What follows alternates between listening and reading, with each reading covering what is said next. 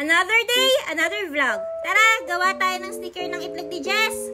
At dahil alam na ng karamihan na nagbebenta nga kami ng itlog, eto kami ngayon at gagawa naman kami ng stickers na ipapamigay sa mga bumibili ng itlog.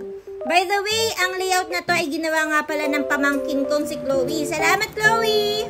Dahil may layout na kami, ang ginagawa ko naman dito ay ine-edit ko ng konti at nilalagyan ko ng label yung itlog ni Jess.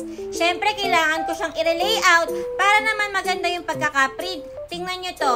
Nilalagyan ko siya ng label or yung name na itlog ni Jess para mas personalize at hindi maligaw yung itlog ni Jess. O diba? Puro itlog ni Jess, bili na kayo!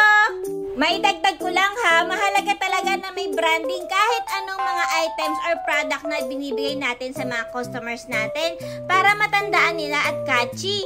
Tapos dito naman, ibang angulo lang pero ganun din yung ginagawa ko.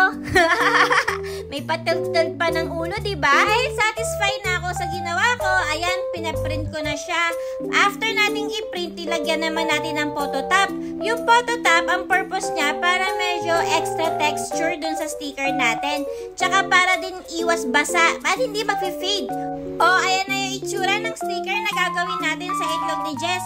Mayroon na din yung phototop. Kung mapapansin nyo, may mga bubbles pa. Pero aayusin ko yan para matanggal yung mga bubbles na yan.